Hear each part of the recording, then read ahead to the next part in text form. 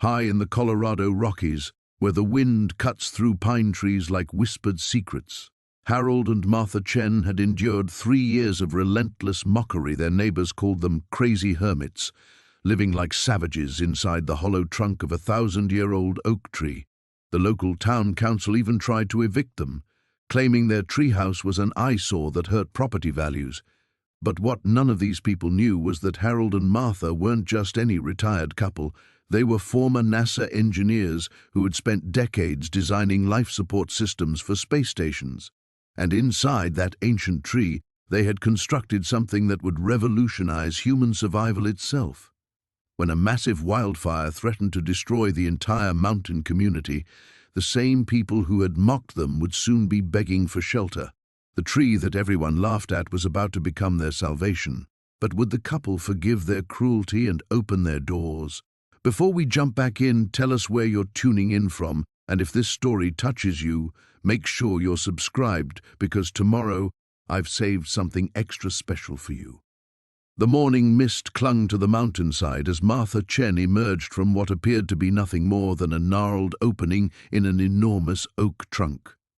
At 72, she moved with the precision of someone accustomed to working in zero-gravity environments, each step deliberate and economical. Her silver hair was pulled back in a practical bun, and her weathered hands still bore the calluses of someone who preferred building to talking. She glanced toward the valley below, where the town of Pine Ridge sprawled like scattered dice against the forest floor. Even from this distance, she could see the morning commute beginning.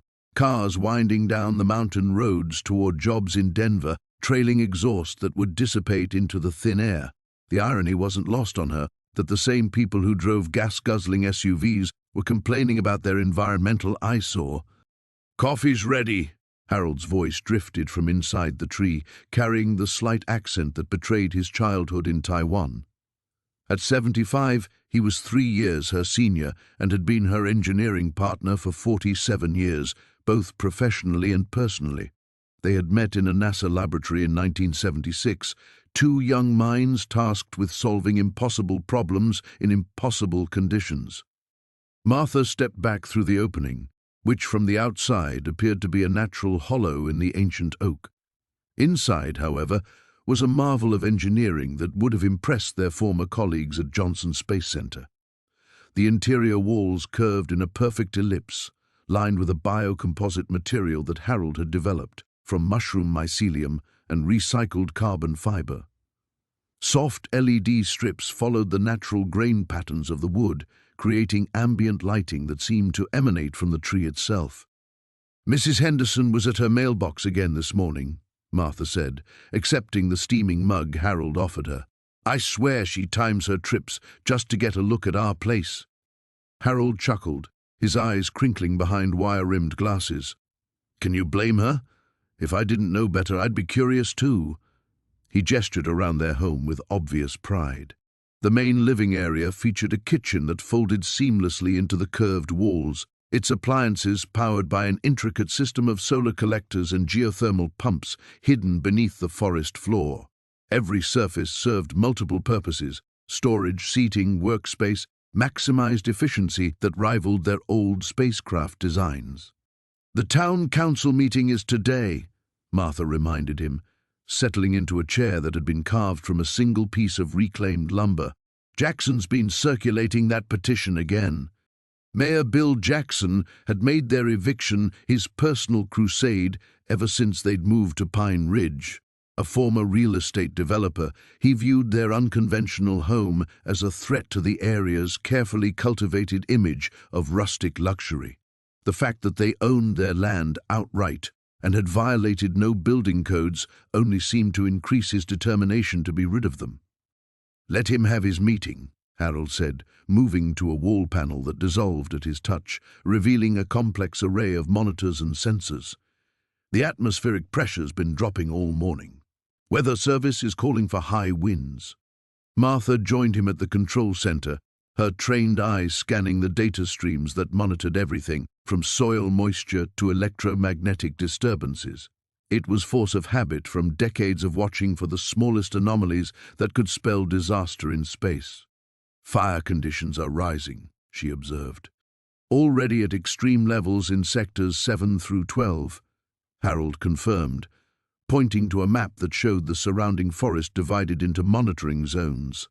If the wind shifts, they had spent 3 years perfecting their home systems, driven not by eccentricity, but by the same methodical problem-solving that had kept astronauts alive 200 miles above Earth.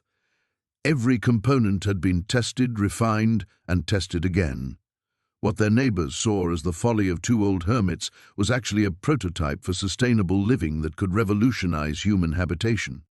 Outside, the wind began to pick up, causing the massive oak to sway almost imperceptibly. The tree that had sheltered them from human cruelty was about to face a test of an entirely different nature. The morning sun filtered through the canopy as Margaret Chen adjusted the nearly invisible solar collector nestled among the oak's higher branches. At 72, she moved with the precise efficiency of someone who had spent decades calculating orbital trajectories and fuel consumption rates. Her husband Henry watched from below, his weathered hand steady on a tablet displaying real-time energy readings. "Output's up 12% from yesterday," he called softly, his voice carrying the same calm authority that had once guided mission control through critical satellite deployments. "The new photosynthetic enhancement is working." Margaret smiled, rappelling down with equipment that would have impressed climbers half her age. They had been perfecting their sanctuary for 3 years now, ever since retiring from their respective positions at NASA's Goddard Space Flight Center.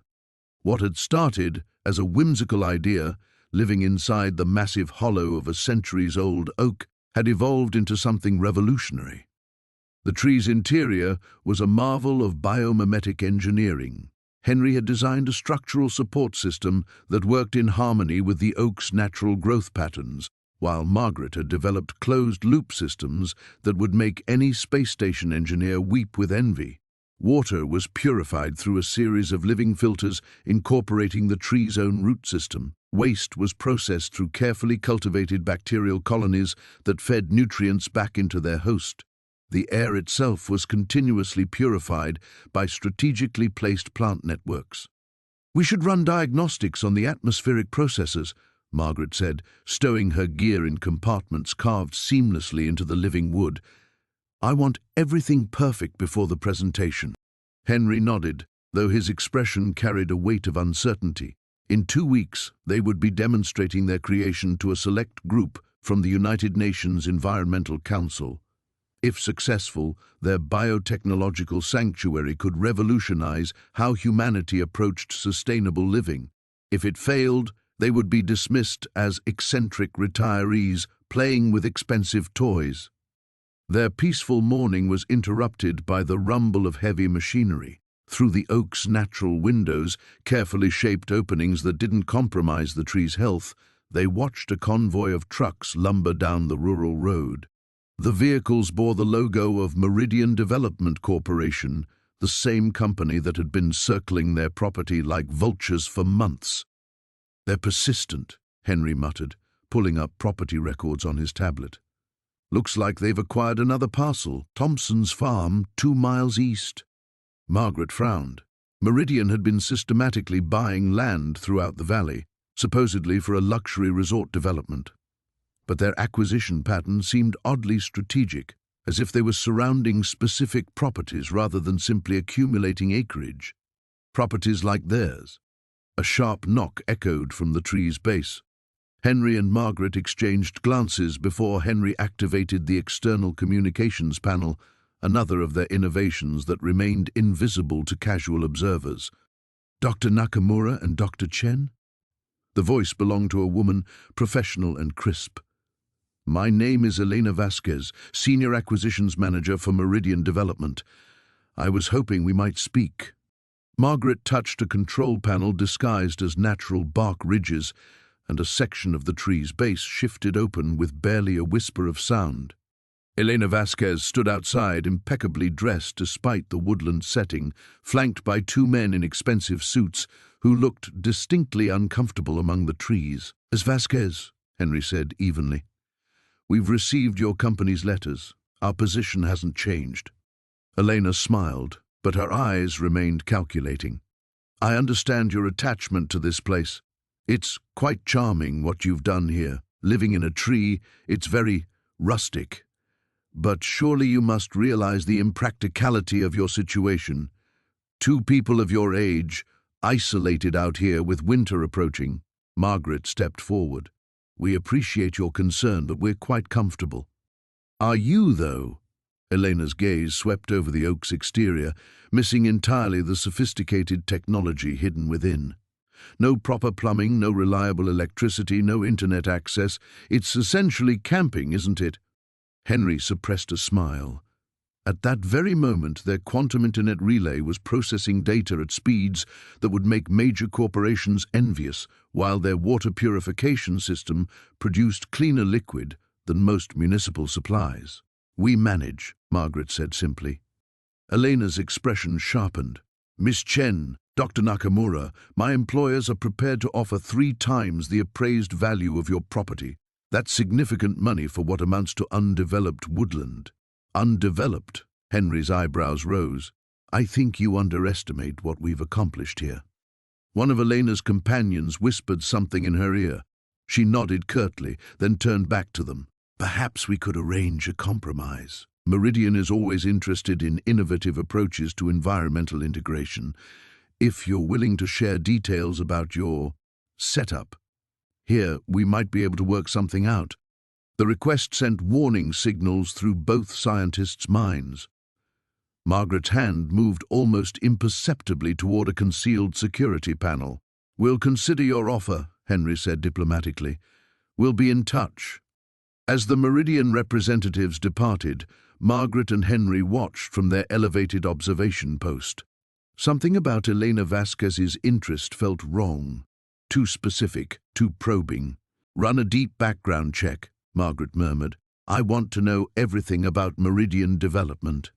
The morning after the Hendersons' humiliating display, Eleanor stood at the curved window she'd carved into the eastern wall of their tree home, watching the sunrise paint the sky in watercolor strokes. The living wood framed the view perfectly, its natural curves creating an organic portal to the world outside. Behind her, Harold emerged from their workshop, his silver hair disheveled and his eyes bright with the particular gleam that meant he'd solved a problem. The moisture reclamation system is finally calibrated, he announced, wiping biolubricant from his hands with a cloth made from processed oak fiber. We're now capturing and purifying every drop of humidity from our breath to the ambient air. The tree's natural transpiration is giving us an extra 40 gallons a day. Eleanor nodded, still gazing outside. 3 houses down, she could see Janet Henderson dragging her garbage bins to the curb, the weekly ritual that would soon summon the diesel-belching truck to haul away what the suburban world deemed worthless. We haven't generated external waste in 6 months, Eleanor murmured. And we won't, Harold said, moving to stand beside his wife. Every output becomes an input, every breath of air, every scrap of organic matter, even our own. Harold! Eleanor's voice carried a note of warning, though her eyes crinkled with amusement. After 43 years of marriage, she knew when her husband was about to launch into a lecture about their closed-loop biosystems. He chuckled, wrapping his arms around her from behind. Together they watched the neighborhood wake up. Garage doors rumbled open, cars backed out of driveways, and the morning exodus to jobs and schools began. The same pattern Eleanor had observed during their first months in this place, before they discovered the hollow tree that would change everything. Do you remember, Harold said quietly, when we thought retirement meant a little garden and maybe some solar panels? Eleanor leaned back against his chest, before we realized the tree was calling to us. It sounded mystical when she said it like that, but the truth was more complex. They'd been walking the property line of their small retirement house when Harold had noticed the massive oak's unusual acoustic properties. Sound seemed to disappear into it, rather than echoing off its trunk. As former NASA acoustics engineers, they couldn't resist investigating. What they'd found inside had stopped them both cold. The ancient tree wasn't just hollow, It was a perfect natural chamber, its interior walls smoothed by centuries of weather and time into flowing organic curves. The heartwood had been naturally preserved, creating a space that was both structurally sound and completely isolated from external elements. Harold had whispered that it was like finding a spacecraft that had grown from the Earth itself. That night, they'd sat in their conventional house, looking at each other across the dinner table with the same expression they'd shared 40 years earlier when they'd first seen the blueprints for the space station's life support systems. "We could do it," Eleanor had said. "We could really do it," Harold had agreed.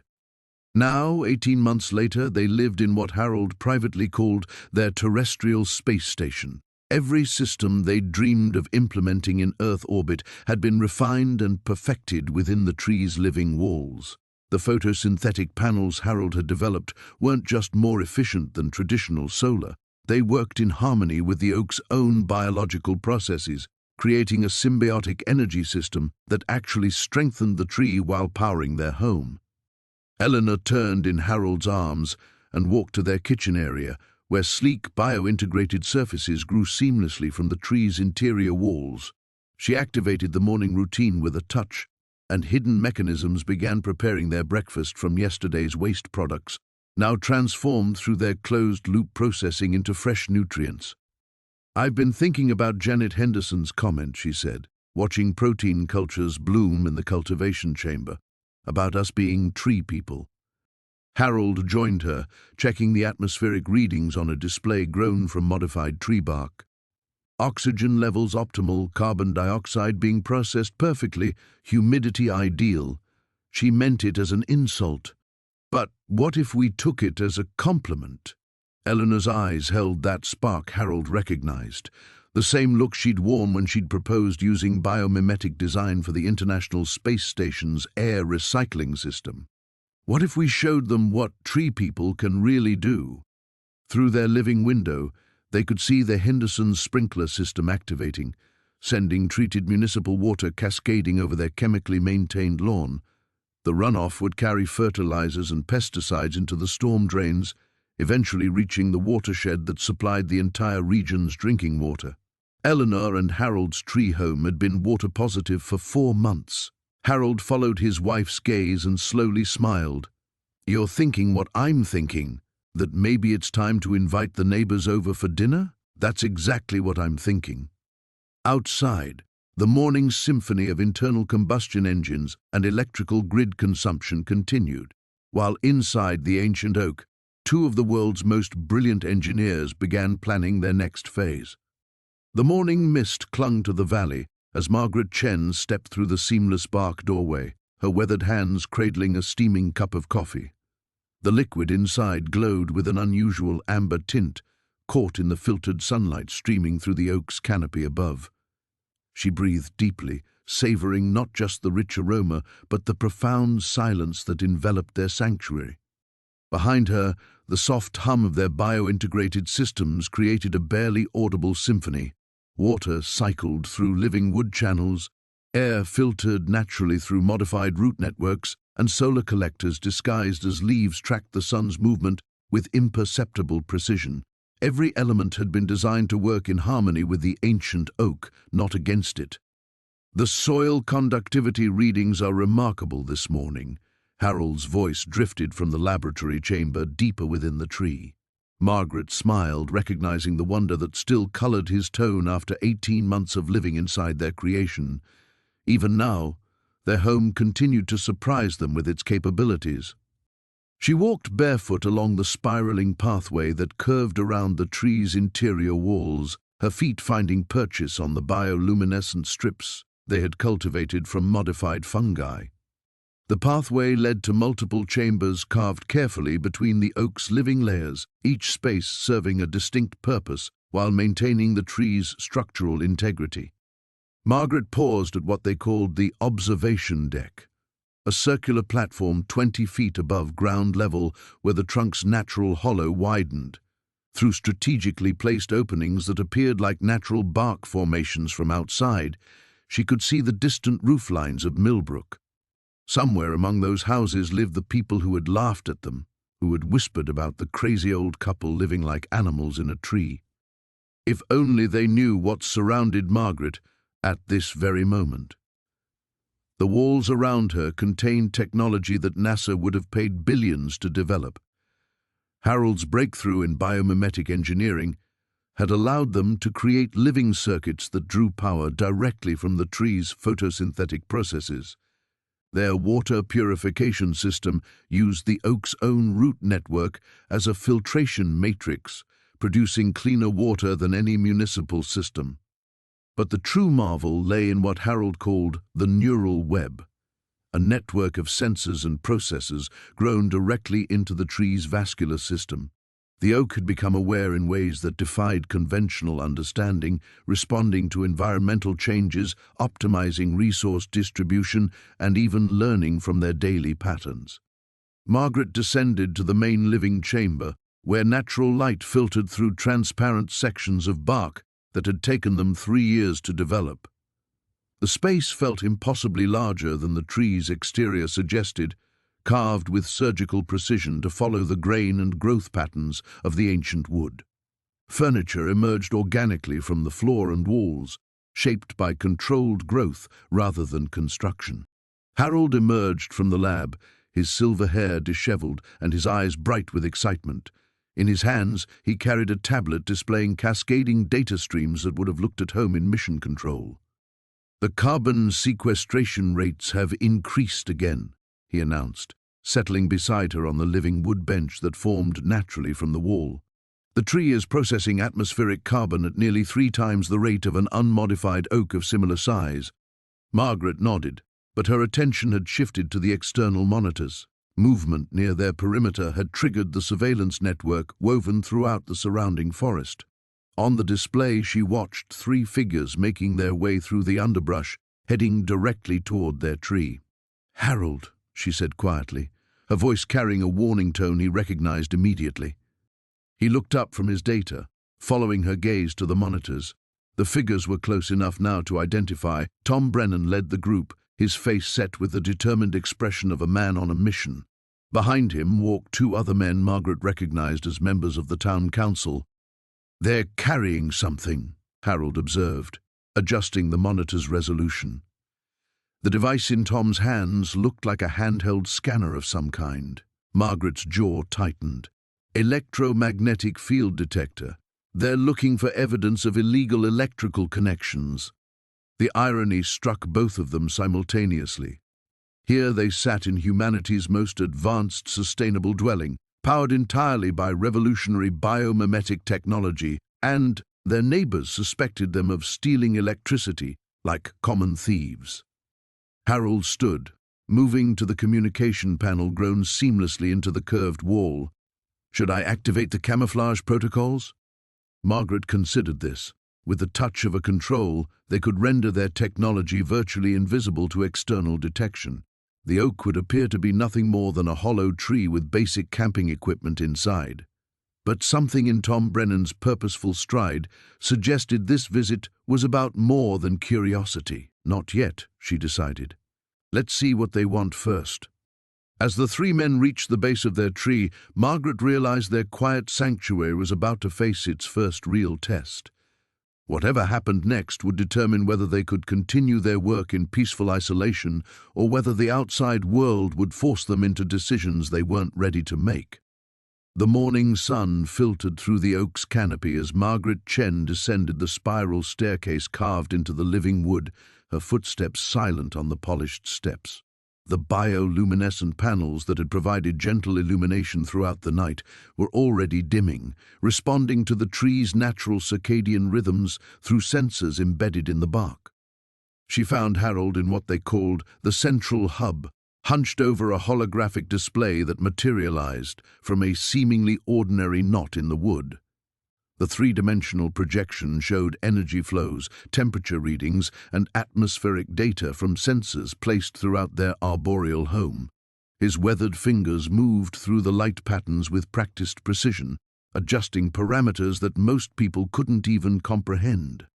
"The carbon sequestration rates are exceeding our projections again," Harold said, without looking up, his voice carrying the same excitement it had during their early days at NASA when they'd discovered an unexpected variable in their Mars habitat calculations. The tree isn't just housing our technology, it's actively integrating with it. Margaret peered over his shoulder at the swirling data streams. What they'd accomplished here went far beyond anything they'd ever imagined during their decades of designing life support systems for space missions. The oak tree had become a living, breathing spacecraft, one that could sustain human life indefinitely, while actually improving its environment rather than depleting it. "Show me the root network analysis," she said, settling into the curved seat that had been grown rather than built from the tree's own wood fibers. The hologram shifted, revealing a vast underground web that extended far beyond their property line. "Harold, look at Sector 7. The projection zoomed in on an area that stretched beneath the Hendricks property next door. The root network glowed with unprecedented activity, not just the normal nutrient exchange they'd expected, but something far more complex. Data packets were flowing through the mycorrhizal connections, carried by electrochemical pulses that their embedded nanotechnology had learned to interpret and utilize. "It's communicating," Harold whispered, his face pale in the blue glow of the display. "The tree isn't just connected to other plants, it's networking with them." Margaret's hands flew across the interface, pulling up historical data from the past 6 months. The pattern was undeniable. As their technology had integrated more deeply with the oak's biological systems, the tree had begun reaching out to its neighbors, sharing resources, information, even processing power through connections that had evolved over centuries. A soft chime drew their attention to another display materializing nearby. The security feed showed Tom Hendricks stumbling around his backyard, scratching his head as he stared at his suddenly flourishing vegetable garden. Plants that had been struggling in the poor soil were now thriving beyond anything he'd managed in 20 years of gardening. "The root network is supplementing his soil chemistry," Margaret realized, studying the nutrient flow data. "Our system is actually helping their property." Harold shook his head in amazement. If Tom only knew that the freaks next door were responsible for his prize-winning tomatoes. Their moment of wonder was interrupted by an urgent ping from the communications array. Margaret's expression grew serious as she opened the encrypted channel. Dr. Elena Vasquez's face appeared in the hologram, the Nobel laureate's usual composed demeanor replaced by barely contained excitement. "Margaret, Harold, I've been analyzing the data you sent about your bio-integrated power systems. What you've accomplished there isn't just revolutionary, it's unprecedented. But we have a problem." Harold leaned forward. "What kind of problem?" "The kind that involves very interested parties who don't have humanity's best interests at heart. There are rumors circulating in certain circles about a breakthrough in sustainable technology. Some very powerful people are starting to ask questions about unusual energy signatures detected by satellite reconnaissance."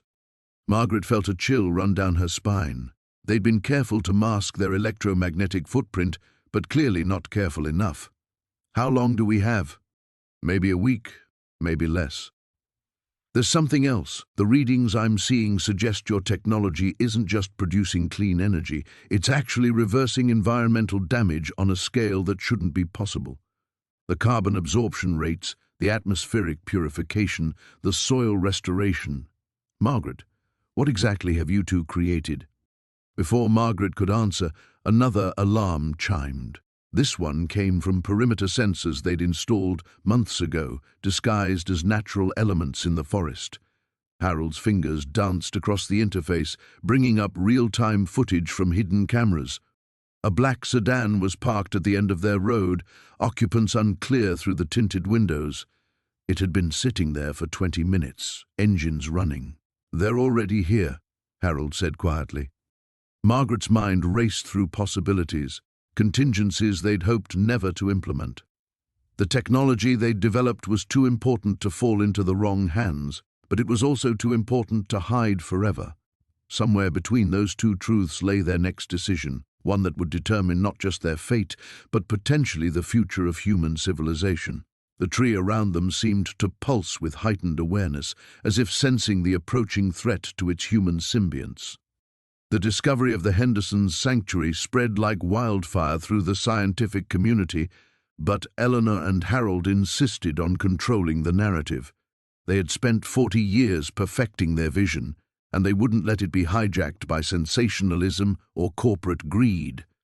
Dr. Sarah Chen arrived at dawn 3 days after her initial visit, this time accompanied by 2 colleagues from the International Institute for Sustainable Technology.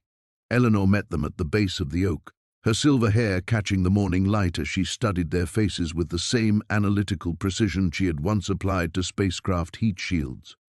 "Before we proceed," Eleanor said, her voice carrying the authority of someone accustomed to addressing mission control, "you need to understand that what you're about to see represents not just innovation, but survival. Harold and I didn't build this as a curiosity. We built it because we saw what was coming." She led them up the spiral staircase, each step revealing new wonders. The water purification system hummed quietly in an alcove, processing rainwater through a series of filters that Harold had designed, using principles from NASA's life support systems. Bioluminescent panels lined the walls, their gentle glow powered by genetically modified bacteria that fed on organic waste. "The energy efficiency is extraordinary," whispered Dr. Marcus Webb, the Institute's lead engineer, as he examined the seamless integration of solar cells into the tree's outer bark. "You've achieved a 97% reduction in external energy dependence."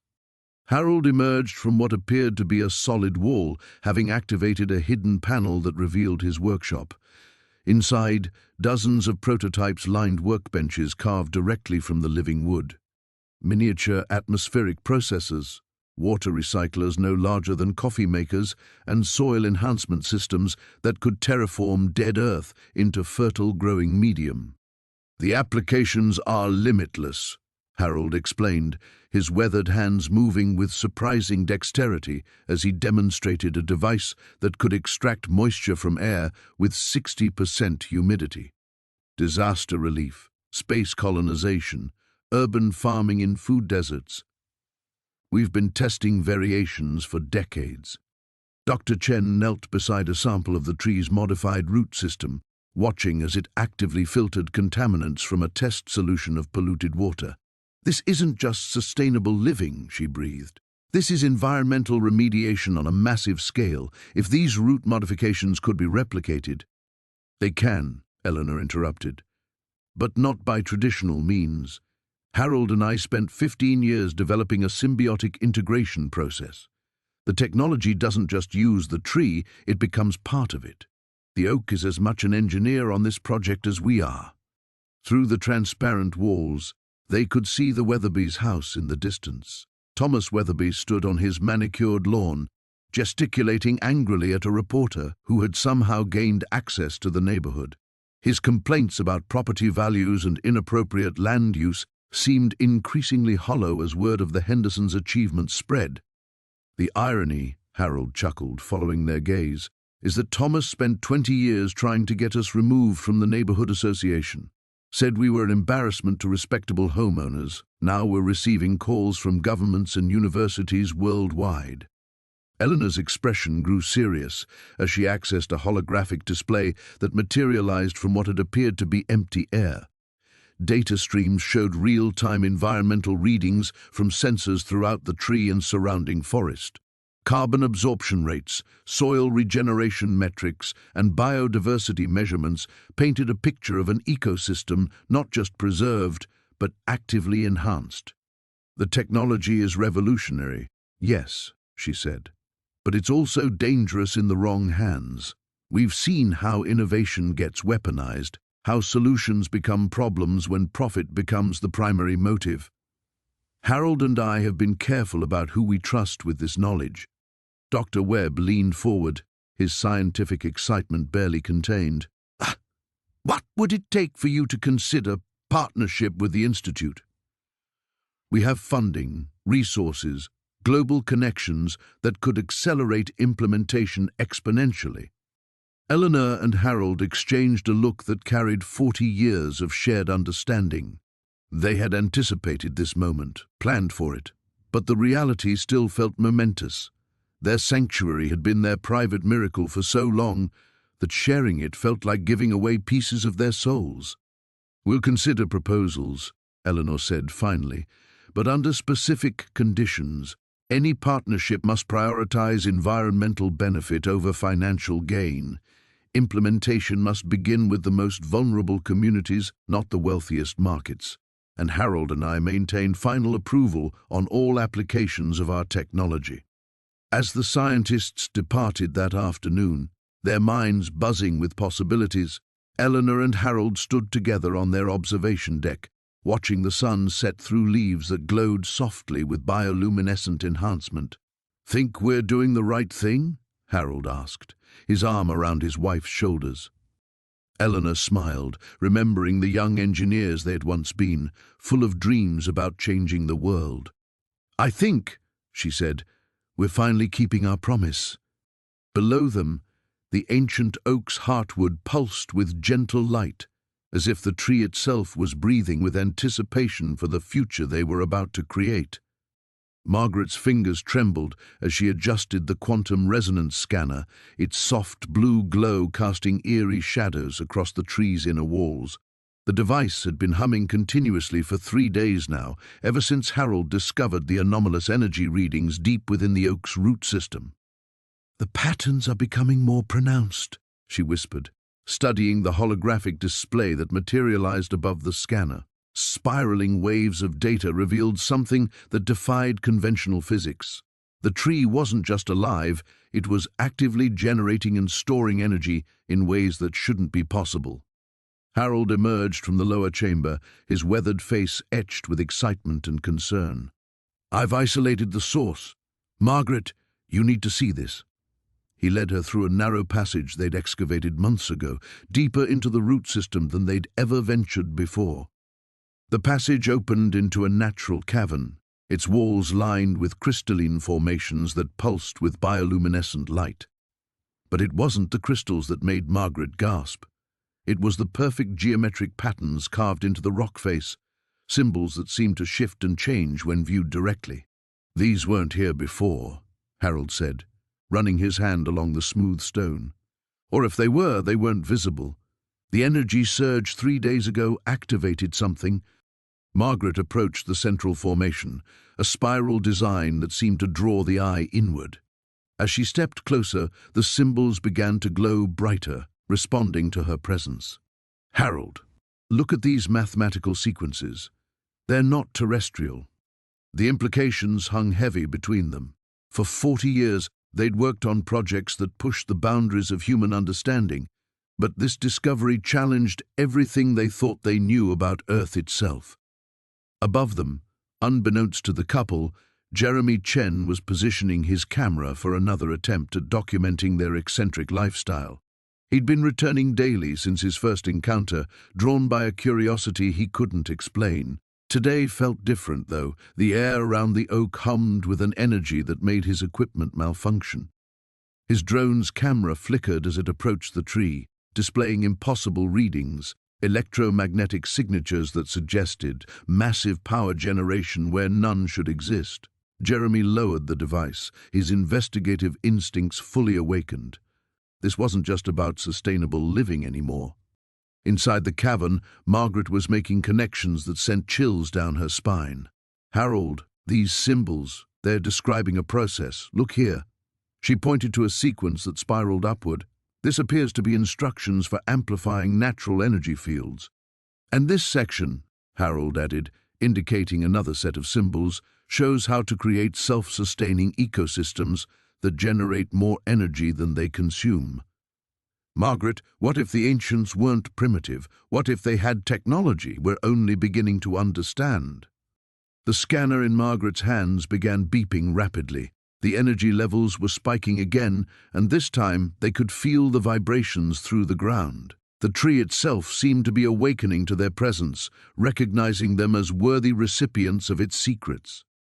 Outside, Eleanor Hartwell was tending her meticulously maintained garden when she noticed something strange. The grass along the property line between her yard and the oak was growing faster than natural, creating an obvious demarcation between her chemically treated lawn and the wild growth surrounding the ancient tree. More disturbing still, her prized roses were beginning to lean toward the oak, as if drawn by some invisible force. She'd always prided herself on controlling every aspect of her environment, but this phenomenon was beyond her understanding. The rational part of her mind suggested simple explanations, different soil conditions, varying sunlight exposure, but deep down, she sensed something more profound was occurring. Back in the cavern, Margaret and Harold were documenting everything, their scientific training overriding their amazement.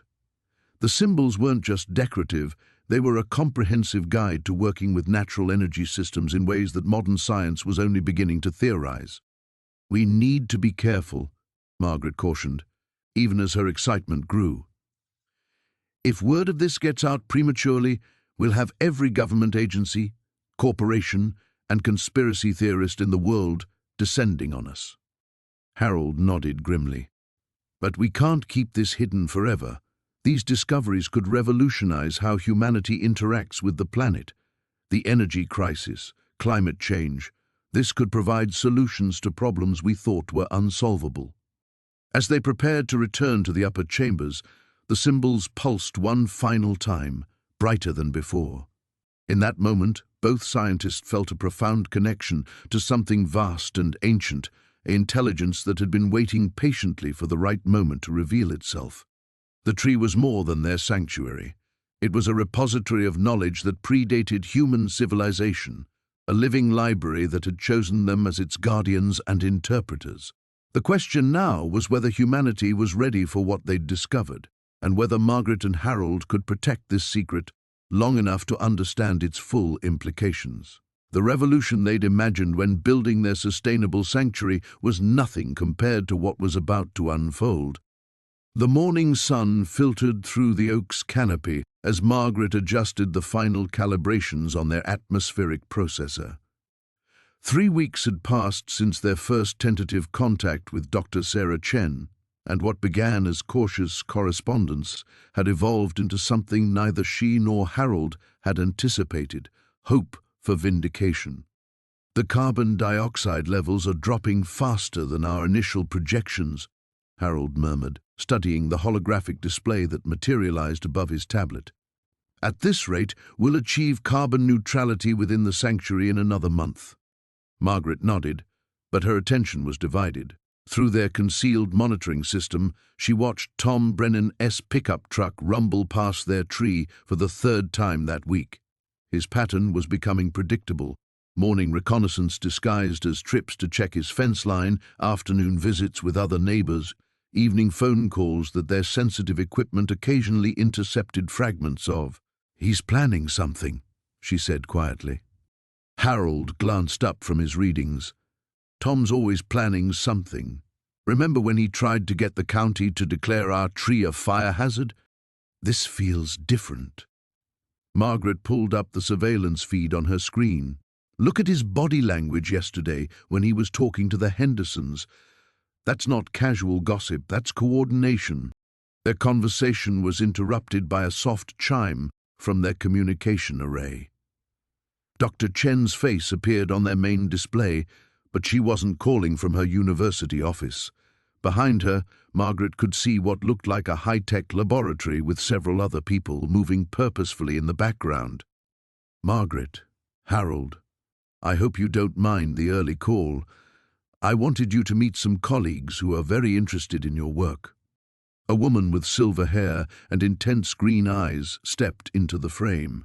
"Dr. Elena Vasquez, MET, I've been studying your preliminary data for days, and frankly, I'm having trouble believing what I'm seeing. Your energy conversion efficiency rates should be impossible with current technology." Harold straightened in his chair. "Dr. Vasquez, your paper on biomimetic energy systems was foundational to our atmospheric integration design." "Which is why this is so remarkable," Elena replied. "You've solved problems that my team has been struggling with for years. The way you've integrated living biological systems with engineered components, It's revolutionary. A third figure joined the video call, a younger man with an earnest expression and a slight accent Margaret couldn't quite place. Dr. Yuki Tanaka from Tokyo University. We've been working on similar sustainable habitat projects, but our energy requirements have always been prohibitive. Your system appears to generate surplus energy while maintaining perfect ecological balance. Margaret felt a flutter of the old excitement she'd experienced during her NASA days when a particularly elegant solution revealed itself. The key was understanding that we weren't building inside a tree, we were becoming part of its existing systems. Every component we added had to enhance rather than compete with the oak's natural processes. Which brings us to why we're calling, Dr. Chen interjected, her expression becoming serious. We want to propose something significant. There's a consortium of universities and research institutions that have been looking for a real-world demonstration site for next-generation sustainable technology. Your sanctuary isn't just a marvel of engineering. It could be the prototype for addressing climate change on a global scale. Harold leaned forward. What exactly are you proposing? A formal partnership, Elena explained.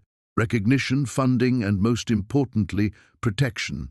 Your work is too valuable to remain hidden.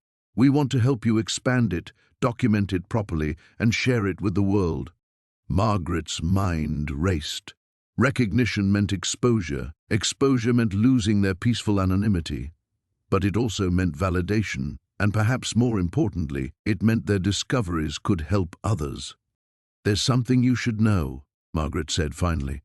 We may not have much time to make this decision. Our neighbors have been increasingly hostile, and we suspect they're planning some kind of action against us. Dr. Tanaka frowned. What kind of action? We're not certain, but Tom Brennan, he's the ringleader of the opposition, has been coordinating with others. Given his past attempts to involve county officials, we're concerned he might try to force us out through legal or bureaucratic means. Actually, Dr. Chen said, exchanging glances with her colleagues, that might work in our favor. If we can establish your property as an official research site before any legal action occurs, it would be much more difficult for local authorities to interfere. Elena nodded enthusiastically. Emergency academic preservation status. It's been used to protect important archaeological sites and unique ecosystems. Your sanctuary would qualify as both. Harold looked at Margaret, and in that glance, 30 years of partnership conveyed volumes. They had always been a team, facing challenges together, whether in the vastness of space or the intimacy of their hidden home. How quickly could this protection be established? Margaret asked. With the right documentation and institutional backing, Dr. Chen replied. 72 hours. Outside their sanctuary, Tom Brennan's truck made another slow pass, but this time Margaret watched it without fear. After years of hiding their light under a bushel, perhaps it was time to let it shine. The morning after Marcus Chen's visit, Eleanor stood in the heart of the oak's living chamber, watching the bioluminescent panels pulse with a gentle rhythm that matched her heartbeat. The tree seemed more alive than ever, its engineered systems humming with an intelligence that still amazed her after all these months. Thomas was hunched over his workstation, fingers flying across holographic displays as he monitored the data streams flowing in from their hidden sensors throughout the forest. The soil regeneration is accelerating beyond our projections, he murmured, not looking up from the swirling green patterns. Whatever symbiotic relationship we've created between our systems and the natural environment, it's spreading. Eleanor moved to his side, studying the readings. The mycorrhizal network they'd enhanced was extending its reach faster than any biological system should. Their engineered fungi weren't just connecting their oak to surrounding trees. They were actively healing decades of environmental damage. Dead zones in the soil were blooming with new microbial life. Creek beds that had run dry for years were showing moisture again. We're not just sustaining ourselves anymore, she said quietly. We're healing the land itself. The soft chime of their proximity sensors interrupted her thoughts. 3 vehicles were approaching through the forest, not the single car of a curious neighbor, but a convoy. Thomas's display immediately shifted to their security feeds, showing black SUVs navigating the winding dirt roads with practiced precision. "Government plates," Thomas observed, his voice tight with concern. "This isn't a social call." Eleanor felt her stomach clench. They'd known this moment might come, but seeing it unfold still sent ice through her veins. After Marcus's visit, she'd hoped they might have more time to prepare, to decide on their own terms how to reveal their work to the world. "The camouflage protocols," she said, already moving toward the main control panel. Thomas nodded, initiating a sequence they'd programmed but never had to use. The Oak's exterior began to shift subtly. The bioluminescent markers dimmed, advanced equipment retracted into hidden compartments, and their living walls adjusted their appearance to look more like natural wood grain. Within minutes, their revolutionary sanctuary would appear to be nothing more than a cleverly converted hollow tree. But Eleanor knew it wouldn't be enough. The kind of people arriving in those vehicles would have instruments that could detect energy signatures, thermal anomalies, electromagnetic fields. Their Oak was too alive, too impossibly efficient to hide completely. The vehicles stopped at the tree line, just as the Hendricks and other neighbors had done before. But these visitors emerged with purpose. Men and women in dark suits carrying equipment cases and devices Eleanor recognized from her NASA days.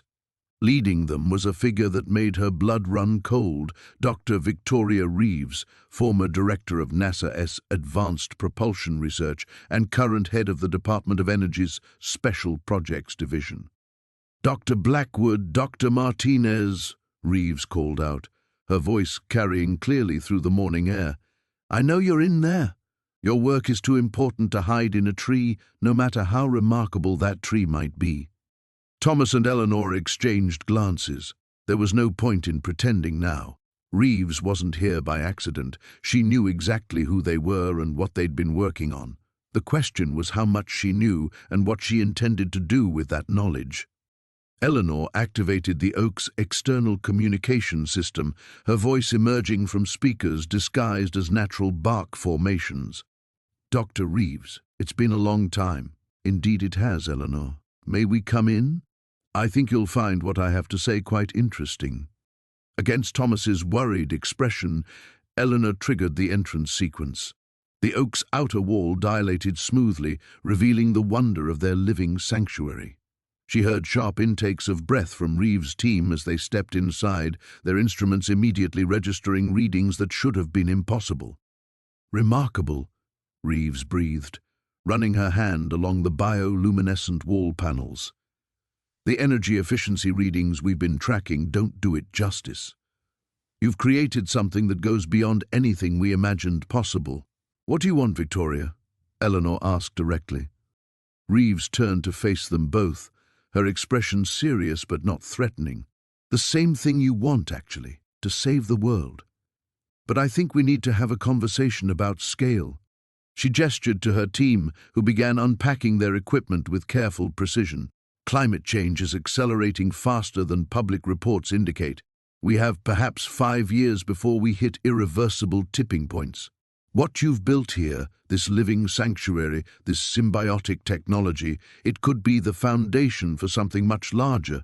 Thomas stepped forward, protective instincts flaring. "We didn't create this to be weaponized or monopolized by governments." Reeves agreed. "But you also didn't create it to save just 2 people in a single tree. The mycorrhizal network you've engineered, the biointegration protocols, the closed-loop systems, they could transform how humanity interacts with the planet, but only if we can scale them quickly." Eleanor felt the weight of destiny settling on her shoulders as she realized their quiet life in the Oak was about to change forever. The morning air carried an unusual tension as Margaret stepped outside the hollow oak, her weathered hands gripping a steaming cup of coffee. The sanctuary's bioluminescent panels had dimmed with dawn, but she could still feel the gentle hum of their creation beneath her feet. Something was different today. The birds seemed quieter, and even the ancient tree's leaves rustled with an almost nervous energy. Harold emerged from the inner chamber, his silver hair disheveled from a restless night spent monitoring their systems. "The readings are off the charts," he said, voice tight with concern. "Whatever we triggered 3 days ago when the media arrived, it's accelerating." Margaret nodded grimly. She'd felt it too, a subtle shift in the tree's bioelectrical field, as if their technological integration had awakened something that had been dormant for centuries. The quantum resonance patterns they'd discovered weren't just facilitating their energy systems, they were communicating with networks they'd never imagined existed. "Show me," she said, following him back inside. The central monitoring station now displayed a three-dimensional map that neither of them had programmed. Pulsing nodes of light connected across continents, each one marking what appeared to be another ancient tree with similar quantum signatures. Oak trees in Ireland glowed emerald, baobabs in Africa pulsed with golden light, sequoias along the Pacific coast thrummed with deep blue energy. "It's like we've accidentally plugged into Earth's own neural network," Harold whispered, his engineer's mind struggling to process the implications. "These trees, they've been connected all along." Margaret studied the patterns, her astrophysics background helping her recognize the mathematical elegance of what they were seeing. Not just connected, she realized, they're computing, processing information on a planetary scale. A soft chime from their communication array interrupted their amazement. The secure line they'd established with Dr. Elena Vasquez was activating, but the signal was coming through channels they'd never configured. Elena's face appeared on screen, but behind her stood figures Margaret didn't recognize, men and women in expensive suits whose presence immediately set off alarm bells. "Margaret, Harold, we need to talk," Elena said, her usual warmth replaced by professional caution. "There are people here who've been monitoring your work longer than any of us realized." One of the suited figures stepped forward, a woman with steel-gray hair and eyes that held the weight of classified secrets. "Dr. Chen, Dr. Patterson, I'm Director Sarah Holloway from a joint task force you've never heard of. We've been watching your quantum resonance experiments with great interest." Harold instinctively moved closer to Margaret, both of them suddenly aware of how isolated their sanctuary was despite its technological marvels. "Watching how?" Margaret asked, her voice steady despite the adrenaline coursing through her veins. "The same way we've been monitoring similar phenomena for the past 40 years, Holloway replied. "What you've discovered isn't new, doctors. It's ancient, and it's been carefully contained for good reason." The holographic map behind them pulsed brighter, as if responding to the conversation. Margaret noticed new nodes appearing, trees they hadn't detected before, scattered across remote locations worldwide. Each one seemed to be awakening. "Contained from whom?" Harold demanded, his protective instincts flaring. "From people who might actually solve the climate crisis? From scientists who could revolutionize how humanity relates to the natural world?" Holloway's expression softened slightly. "From those who would weaponize it," she said quietly. "Dr. Patterson, your wife's quantum theories combined with your bioengineering expertise have created something unprecedented. You've given this planetary network the ability to interface with human technology. That makes it incredibly powerful and incredibly dangerous." Margaret felt the ancient oak's heartwood thrumming around them, as if the tree itself was listening to every word. She thought about the weeks they'd spent integrating their systems, the gradual sense of partnership they'd developed with the living sanctuary that surrounded them. "It's not dangerous," she said firmly. "It's aware. There's a difference." "Is it?" Holloway challenged. "Because, according to our monitoring stations, every connected tree on the planet just started drawing power from local electrical grids. Streetlights are dimming from Dublin to Mumbai.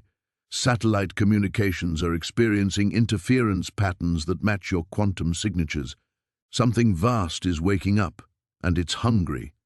Harold moved to their control panel, his fingers flying across interfaces he'd designed to commune with the tree's natural systems. The readings confirmed Holloway's words, but they also showed something else, a pattern of gentle inquiry, not aggressive consumption. It's learning, he realized. The network is trying to understand human technology the same way we're trying to understand it. Margaret joined him at the console, her mind racing through possibilities. Around the world, ancient trees were indeed drawing power, but they were also beginning to process information at quantum speeds. They were analyzing pollution data, calculating carbon absorption rates, modeling climate scenarios with unprecedented accuracy. "Director Holloway," Margaret said, turning back to the screen, "I think your task force has been looking at this backwards. We're not dealing with a threat that needs to be contained. We're dealing with a solution that's been waiting centuries for the right moment to reveal itself."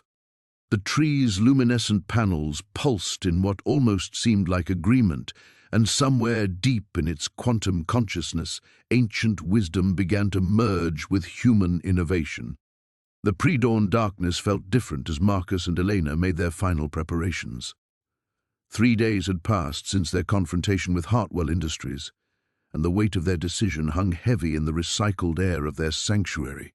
Elena's fingers traced the smooth bark walls one last time, memorizing every curve and grain that had sheltered them for the past 2 years. "The backup drives are secured," Marcus said, sealing the last of their essential equipment into biodegradable containers. Sarah confirmed the documentary crew will be here by 9.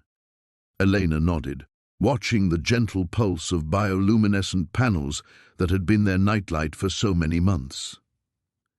"I keep thinking about what we're giving up. This place has been more than a home. It's been proof that dreams can take root and grow." Through the transparent aluminum windows, they could see movement in the distance. Hartwell's security teams had maintained their perimeter, believing they had the elderly couple trapped. What they didn't know was that Marcus and Elena had been using the underground route network tunnels to move freely for weeks, gathering allies and evidence. The soft chime of their communication system interrupted the morning quiet.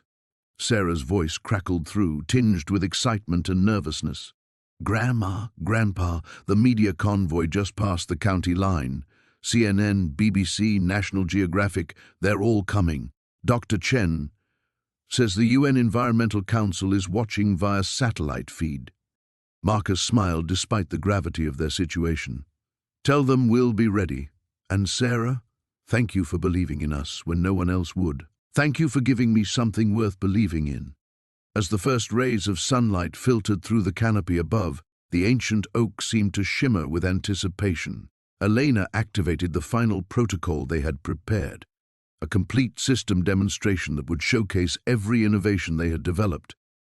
The tree's living walls began to glow with increased intensity as the photosynthetic enhancement systems absorbed the morning light. Water began flowing through the visible circulation channels, carrying nutrients to the biofilters that purified their air. The kitchen area hummed to life as the geothermal generators powered up their food cultivation systems. In minutes, the entire sanctuary transformed into a living display of sustainable technology working in perfect harmony with nature. Movement on the eastern perimeter, Elena observed through their monitoring system. "Looks like Hartwell's people are getting nervous about all the vehicles approaching." Marcus pulled up the external feeds on their central display. The scene outside looked like a small military operation.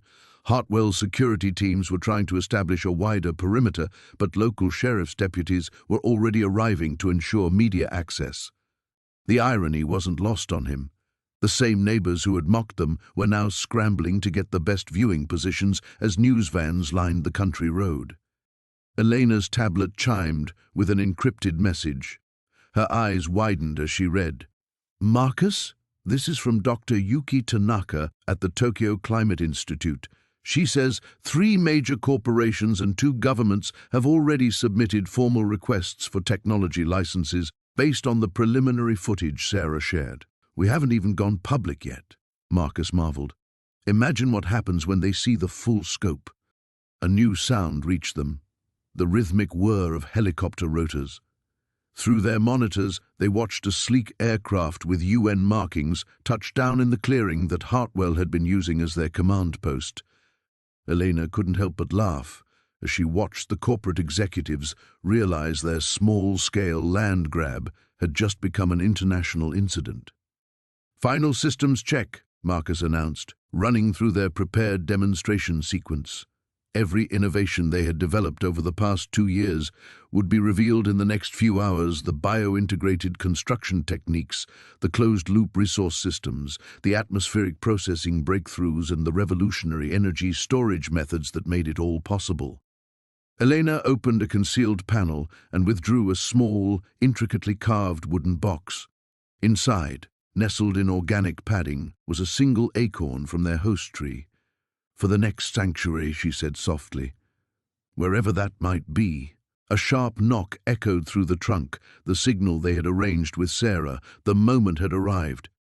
Marcus took Elena's hand, feeling the calluses earned from 2 years of building their impossible dream into reality. "Ready to change the world, Mrs. Chen?" "I thought we already had, Mr. Chen." They moved to the main entrance, their footsteps silent on the living floor that had supported them through every challenge.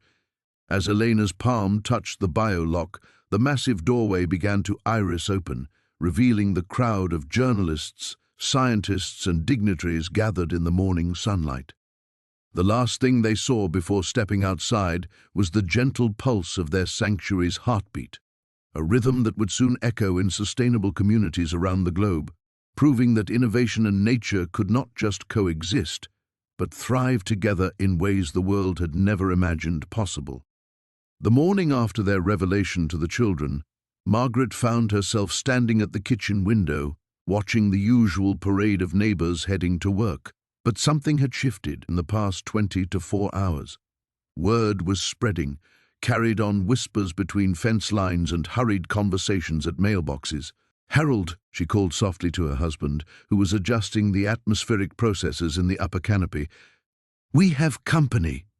Through the bio-glass wall, she could see Mrs. Chen from 3 houses down, approaching their property line. Her usual confident stride replaced by hesitant steps. Behind her, the Hendersons walked slowly, their teenage son trailing reluctantly behind. Even Tom Bradley was there, his face bearing none of its usual smugness. Harold descended via the pneumatic lift, his weathered hands still steady on the controls they'd perfected over months of testing. "Think they'll actually come to the door?" "They're scared," Margaret observed, recognizing the body language of people whose worldview had been fundamentally shaken. Scared and curious in equal measure. The group had stopped at the edge of the oak's massive root system, which extended far beyond what most people realized. Margaret could see them pointing at details they'd never noticed before. The subtle integration of solar collectors that looked like bark, the nearly invisible air filtration vents, the way the tree's natural growth seemed to flow seamlessly with human engineering. Tommy Chen, Mrs. Chen's 8-year-old grandson who often visited, broke away from the group and approached the entrance they'd revealed to the children yesterday. His small hand traced the bioluminescent panel that served as their doorbell, a marvel of engineered algae that Harold had developed during his years working on closed-loop life support systems. "Should we invite them in?" Harold asked, though Margaret could hear the reluctance in his voice. They'd spent so long protecting their sanctuary, their life's work, from the ridicule and small-mindedness of their neighbors. "Remember why we built this," Margaret said gently. "Not just for us, for everyone." The soft chime of their doorbell echoed through the tree's interior, harmonizing with the natural acoustics they'd enhanced rather than replaced. Margaret activated the external communication system, her voice carrying through hidden speakers that made it seem as if the oak itself was speaking. "Good morning, neighbors. Please come in, all of you." She watched through the security feed as the group exchanged uncertain glances. Tom Bradley stepped forward first, surprising her. His voice was subdued, lacking its usual aggressive edge. "Mrs. Whitmore, we'd like to understand what we're seeing here, if you're willing to show us." The entrance iris opened, its organic mechanism still inspiring wonder even in its creators. One by one, their neighbors stepped through, emerging into the central atrium with expressions of absolute astonishment. Tommy Chen immediately gravitated toward the vertical garden that spiraled up the tree's interior, his young mind quickly grasping the elegant simplicity of the automated growing system. Mrs. Henderson gasped at the sight of the water reclamation fountain, where every drop was purified and recycled in an endless, beautiful cycle. "This is impossible," Tom Bradley whispered, his engineer's mind struggling to process what he was seeing. The structural integrity alone. How did you hollow this out without killing the tree? Harold's response was patient, tinged with the satisfaction of a problem solved through years of careful work. "We didn't hollow it out, Tom. We grew into it. The tree is our partner, not our victim." Margaret watched her husband explain their bio-integration techniques, how they'd spent months studying the oak's growth patterns, its nutrient flows, its seasonal rhythms. They'd designed their home to enhance the tree's natural processes rather than interrupt them. The oak was actually healthier now than it had been before they'd moved in. "The children mentioned you worked for NASA?" Mrs. Chen's voice held a new respect that Margaret found both gratifying and slightly sad. Respect that had been absent when they'd thought Harold and Margaret were simply eccentric retirees. 32 years, Harold confirmed. Closed-loop life support systems. Margaret specialized in resource optimization for long-duration space missions. Everything we learned about keeping humans alive in hostile environments, we applied here. As the group moved deeper into their home, Margaret noticed how the initial skepticism was giving way to something else.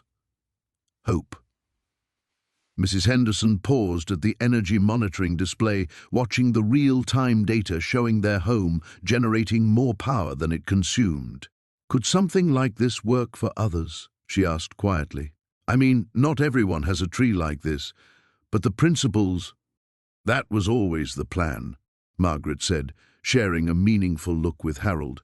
"To prove it could work, to show that sustainable living doesn't mean sacrificing comfort or technology, it means integrating them more intelligently." Outside, more neighbors had gathered, drawn by curiosity, and whispered reports from the first group. The sanctuary they'd built in secret was becoming exactly what they'd hoped it would be, not an ending, but a beginning. The morning after their underground discovery, Eleanor and Marcus found themselves surrounded by a peculiar energy that seemed to pulse through the very walls of their tree home. The crystalline formations they'd uncovered weren't merely decorative. They were responding to the electromagnetic fields generated by their sustainable technology systems. Marcus hunched over his monitoring equipment, his weathered hands adjusting dials with the precision of someone who'd spent decades calibrating spacecraft instruments. "Eleanor, look at these readings. The power efficiency has increased by 37% since we opened that chamber." Eleanor emerged from the kitchen alcove, steam rising from 2 cups of coffee made with water purified by their revolutionary filtration system. "The mycelial network must be more extensive than we thought. Those crystals are acting as natural amplifiers." Through their living windows, gaps in the oak's massive trunk sealed with bioengineered transparent membranes, they could see their neighbor Janet approaching with purposeful strides. Her usual expression of barely concealed disdain had been replaced by something that looked uncomfortably close to desperation. "Harold's been having chest pains," Janet announced without preamble when Eleanor opened their curved door. "The power's been out for 3 days, and his oxygen concentrator—" She trailed off, her gaze wandering over the soft bioluminescent glow emanating from within the tree. Marcus appeared beside Eleanor. "How severe are the symptoms?" "He won't admit it, but I think it's bad, real bad." Janet's voice cracked. "I know we haven't been neighborly, but you two seem to have figured out how to live without depending on the grid." Eleanor and Marcus exchanged glances. The irony wasn't lost on them. The woman who'd led the campaign to have them evicted was now seeking their help. But Harold's life hung in the balance, and their engineering principles had always prioritized human welfare above personal grievances. "We can run a power line from our system," Marcus said, already calculating the electrical requirements. "But it's temporary. You'll need a permanent solution." As they worked to string emergency cables through the forest, connecting their bio-integrated power system to Harold's medical equipment, Eleanor couldn't help but notice how the other neighbors watched from their windows. Word of the power crisis had spread, and several homes in their rural community were struggling with the prolonged outage. The crystalline chamber hummed with increased activity as their system shouldered the additional load. The ancient oak seemed to respond to the demand, its root network drawing minerals from deep within the earth to feed the growing crystal formations. What they'd stumbled upon wasn't just a geological curiosity, it was a living battery, evolved over centuries to store and distribute energy through natural processes.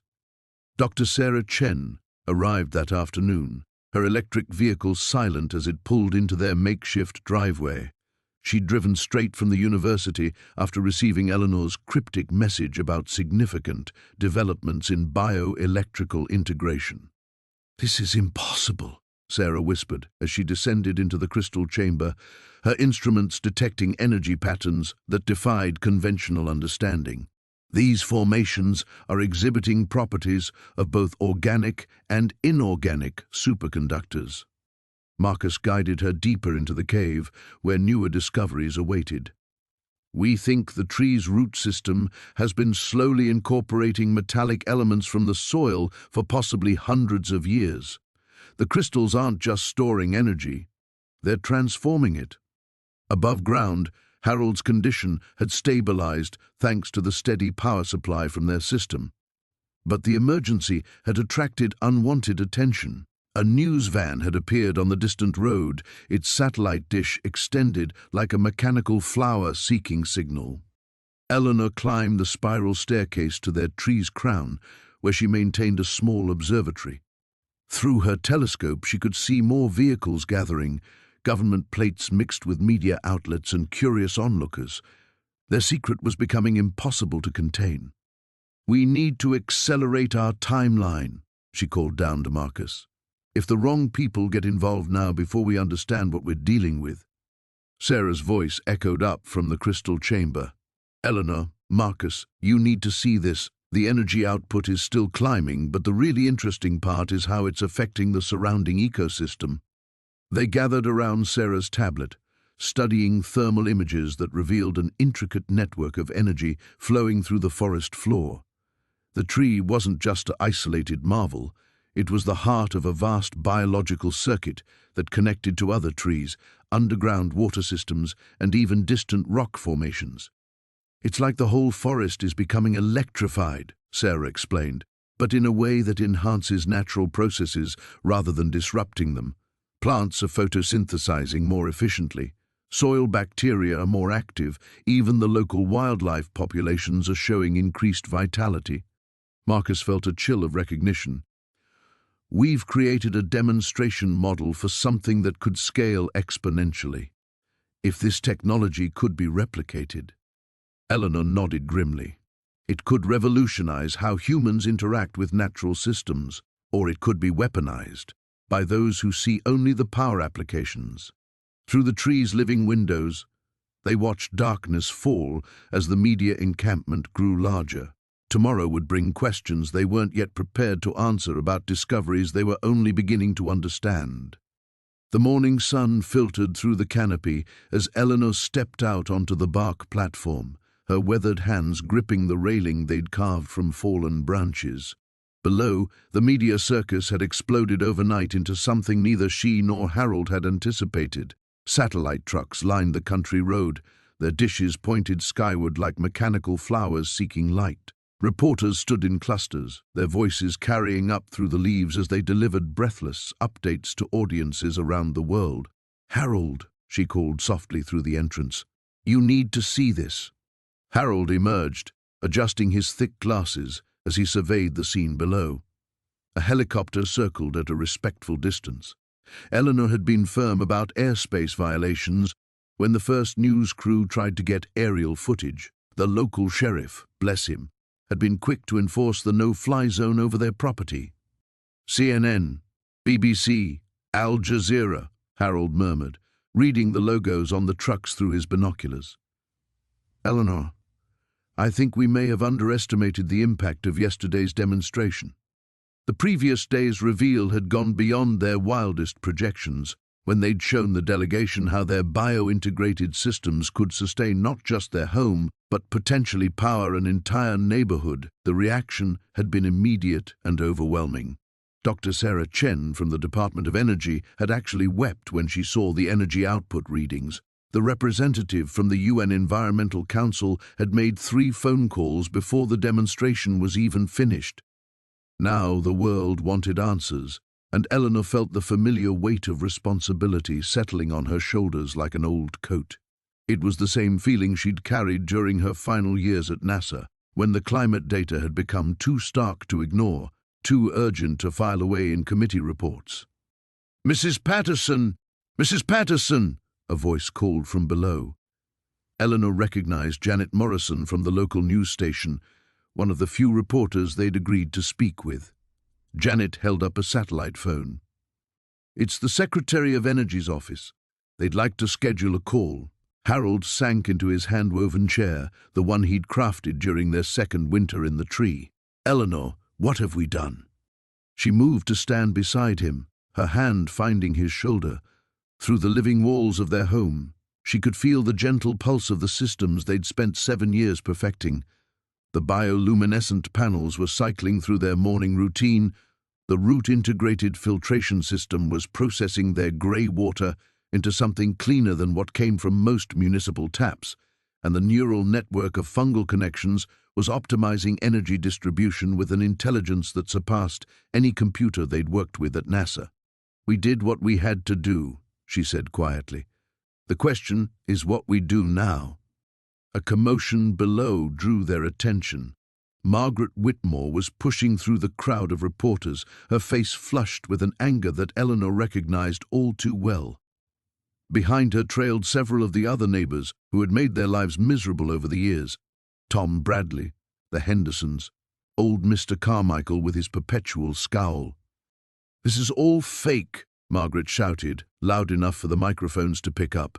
"Nobody can live in a tree. It's some kind of hoax, probably funded by those environmental extremists." Eleanor watched as Dr. Chen stepped forward, her credentials from the Department of Energy lending immediate weight to her words.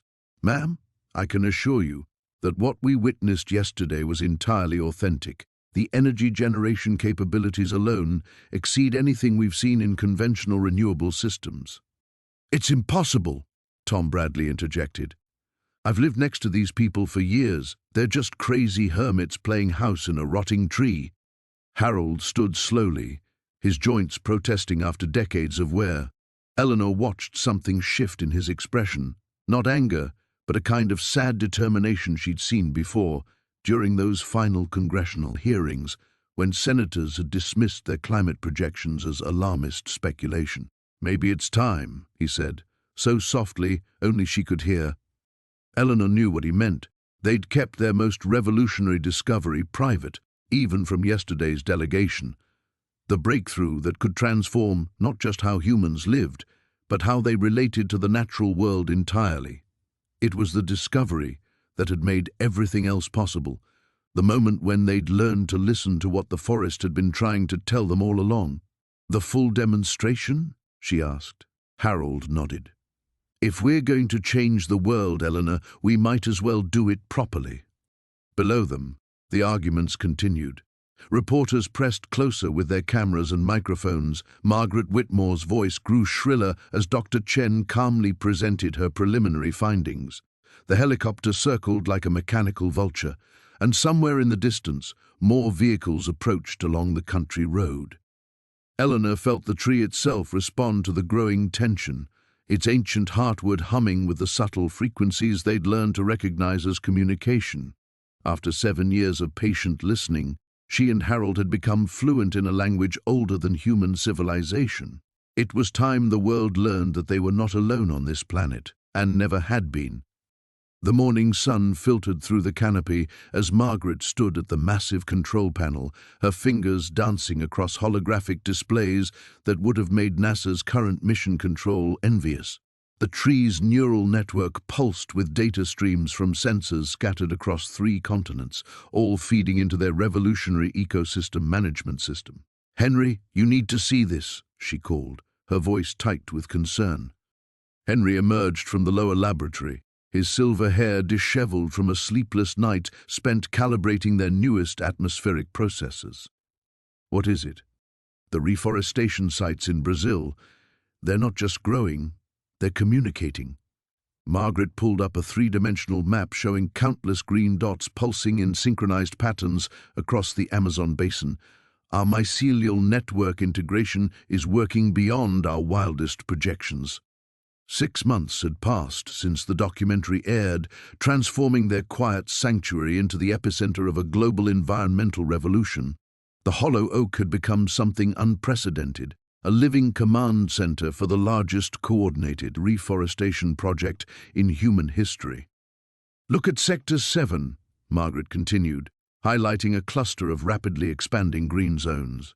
"The trees we've enhanced with our bioluminescent markers aren't just sharing nutrients through their root systems, they're coordinating growth patterns, optimizing oxygen production, and even directing local weather patterns."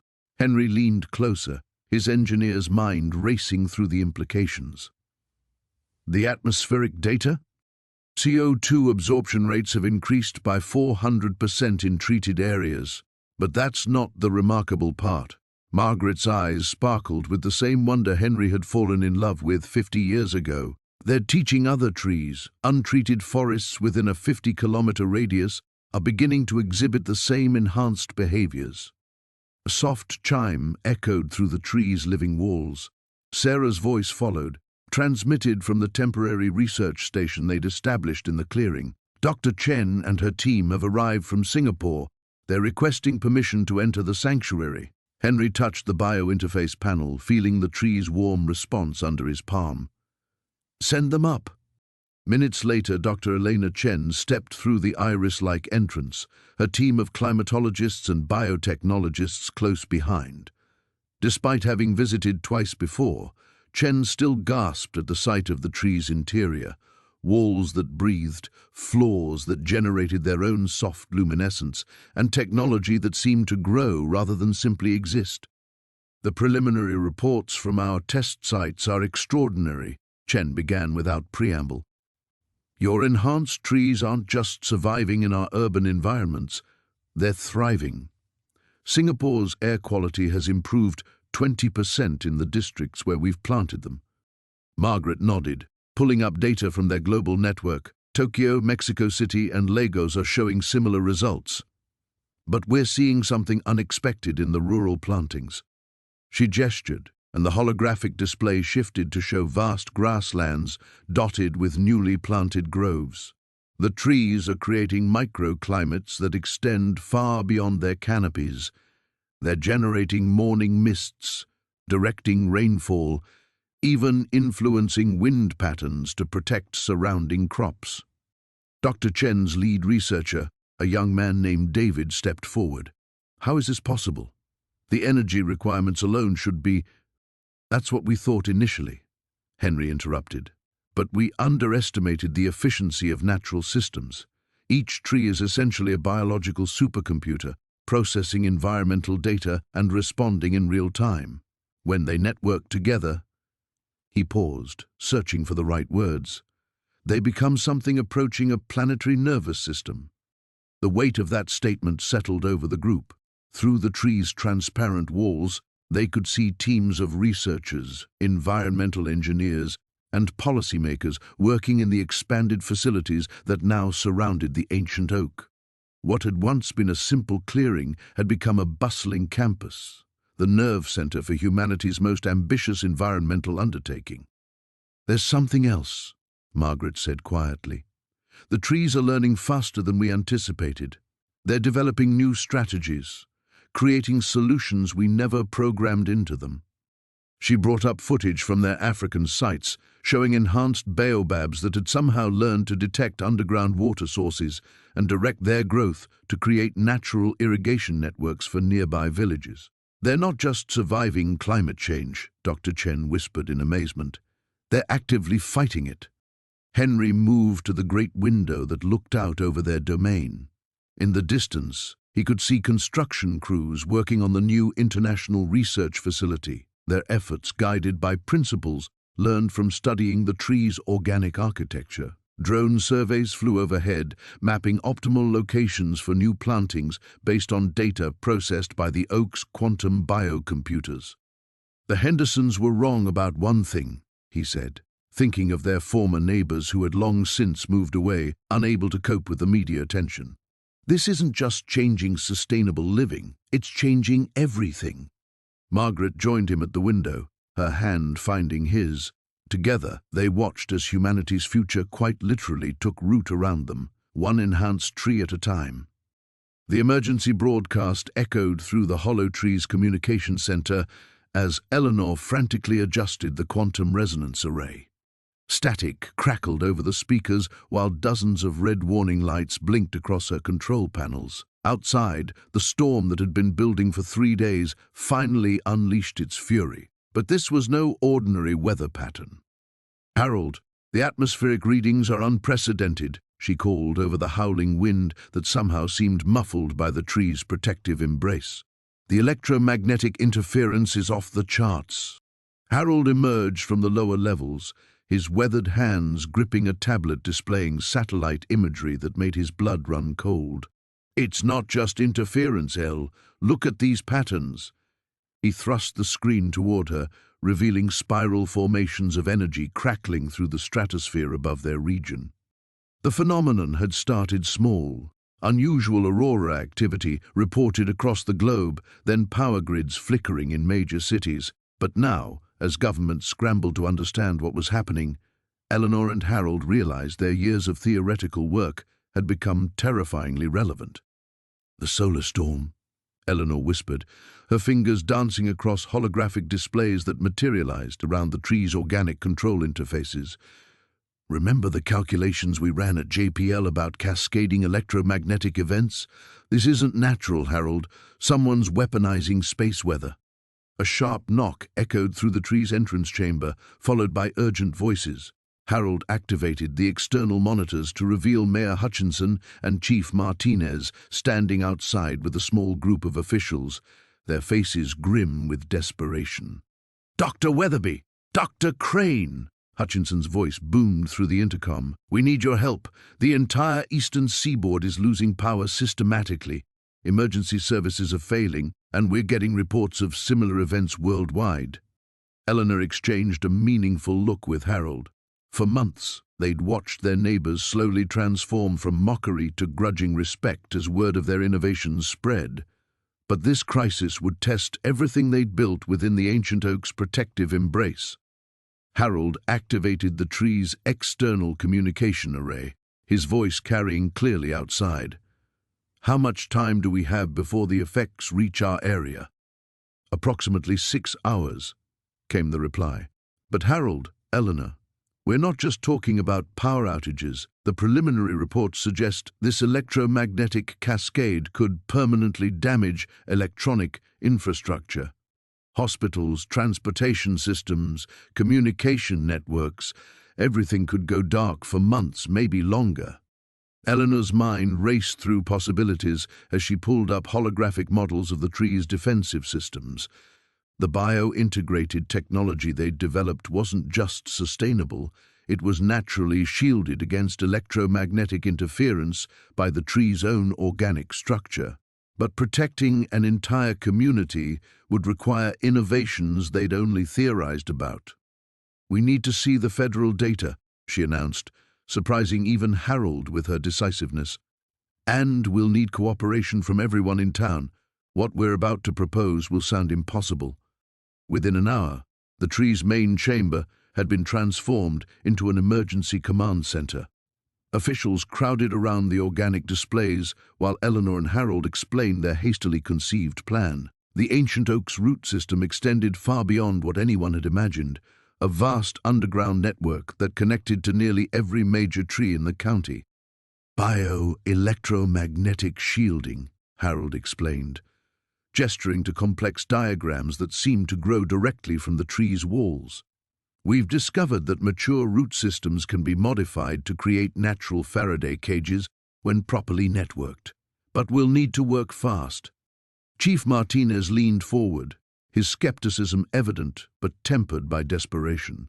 You're talking about turning trees into some kind of protective grid? Not just protection, Eleanor interjected, her excitement building as the full scope of their solution crystallized. Communication, power distribution, data storage, everything our community needs to survive independently, completely isolated from vulnerable electronic infrastructure.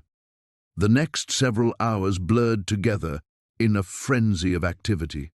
Teams spread throughout the town, following Harold and Eleanor's instructions to install bioresonance nodes at specific trees. The technology seemed almost magical.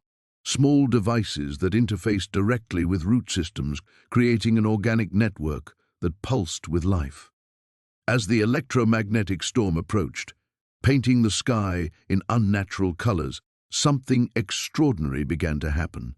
Trees throughout the county started glowing with a soft, warm light. The network Eleanor and Harold had envisioned was coming alive, creating a protective dome of bioenergy that seemed to breathe with the rhythm of the forest itself. "It's working," Eleanor whispered, monitoring readings that showed their improvised shield deflecting the worst of the electromagnetic assault. Around them, the tree hummed with increased activity as it coordinated the county-wide network. But as reports filtered in from the outside world, describing widespread infrastructure collapse and chaos, Harold realized they'd accomplished something far beyond emergency protection. They'd created the foundation for a completely new way of living, one that worked with nature rather than against it.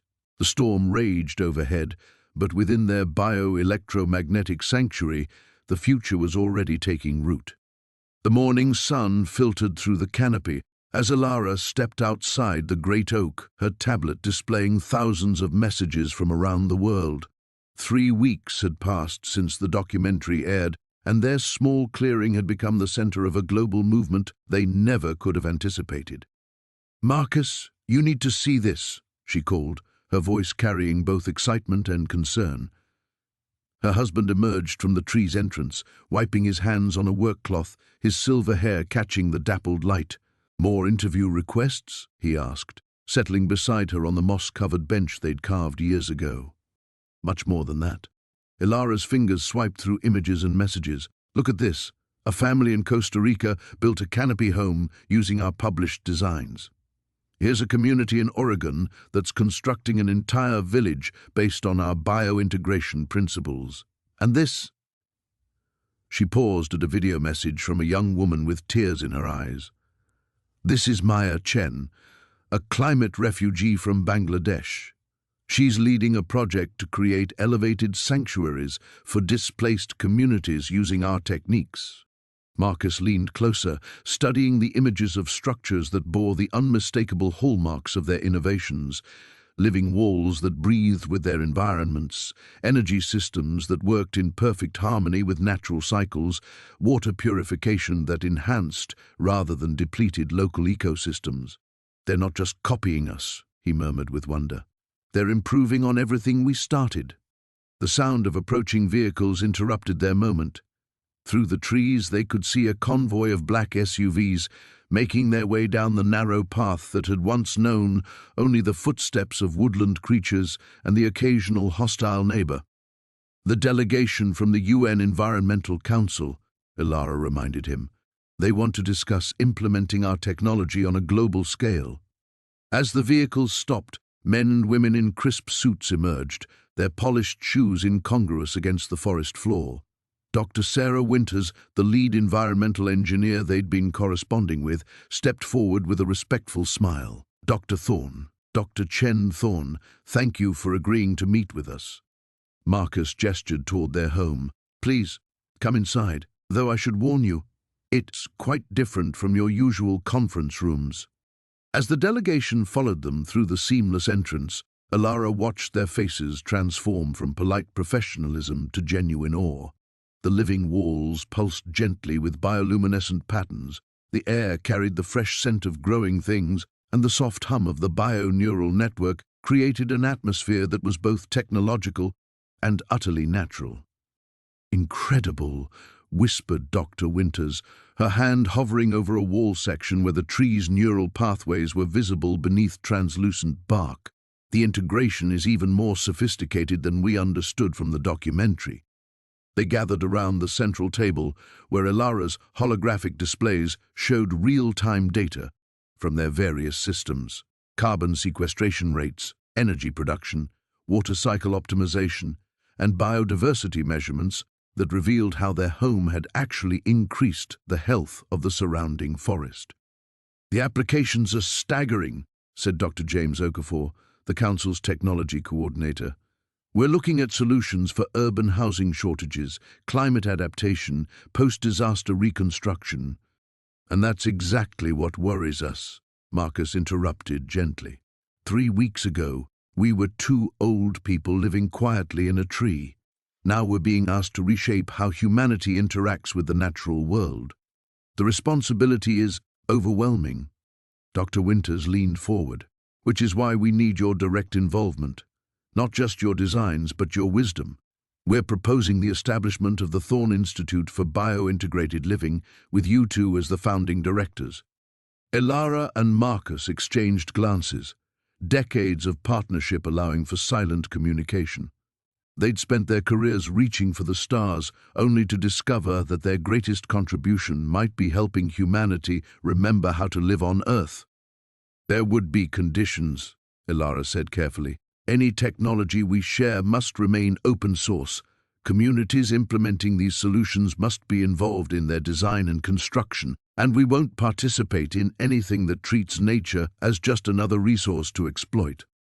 "Agreed completely," Dr. Winters nodded. "We're not talking about imposing solutions, but about nurturing a new relationship between human innovation and natural wisdom." Through the translucent walls, they could see movement in the forest. Reporters setting up equipment, scientists taking measurements, families who had traveled hundreds of miles just to see proof that another way of living was possible. Marcus stood and walked to the great window that looked out into the heart of their ancient host.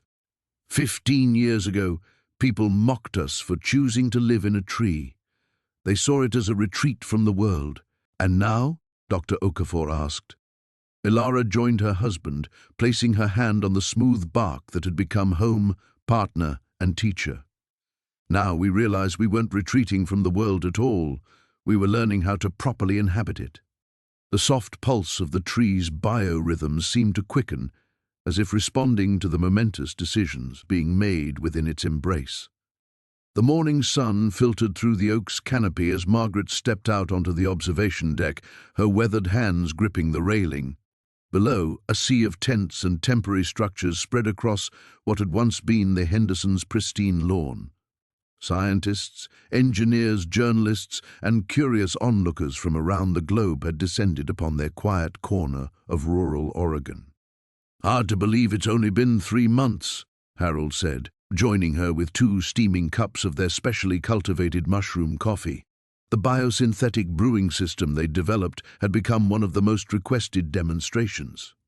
Margaret accepted the cup gratefully, watching as a team of researchers carefully documented the root integration system that had taken them 15 years to perfect. "Sometimes I wonder if we should have stayed hidden a little longer and let the world burn while we sat in our perfect sanctuary." Harold shook his head. "You know better than that, Maggie. We didn't spend decades perfecting this technology just to keep it to ourselves." A gentle chime echoed through the tree's interior, indicating their first appointment was ready. Dr. Elena Vasquez from the Universidad Nacional de Colombia had traveled here specifically to understand how their water purification system might work in the Amazon basin. She was one of hundreds of researchers who had applied for the intensive 3-day immersion program Margaret and Harold had reluctantly agreed to conduct. As they descended the spiral staircase carved into the living wood, Margaret marveled at how their home had adapted to the increased activity. The tree seemed to pulse with additional energy, its bioluminescent pathways glowing brighter, its air filtration working overtime to accommodate the constant stream of visitors to the main education pod they'd constructed in the lower chambers. Dr. Vasquez waited in the central hub, her eyes wide with wonder as she observed the seamless integration of technology and nature. Fiber optic networks grown through modified mycelial connections, atmospheric processes that worked in harmony with the tree's natural respiration, energy collection and storage systems that made traditional solar panels look primitive. The applications for remote communities, Dr. Vasquez breathed, the possibilities for disaster relief, for space colonization.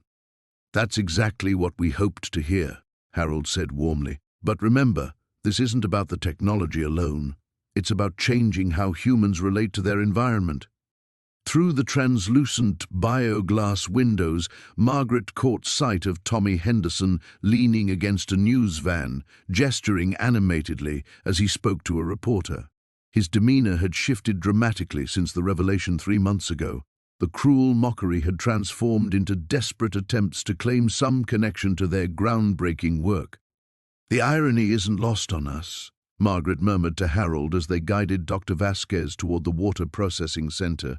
"The same people who ridiculed us for living in a tree are now trying to profit from our success." The Hendersons had approached them twice with offers to partner on commercial development. Real estate developers called daily with proposals to build luxury eco-resorts based on their designs. Corporate representatives arrived weekly with acquisition offers that grew larger and more absurd with each iteration. But Margaret and Harold had spent too many years watching human innovation be weaponized or monopolized. Instead, they'd done something unprecedented in the modern world. They'd released everything as open source.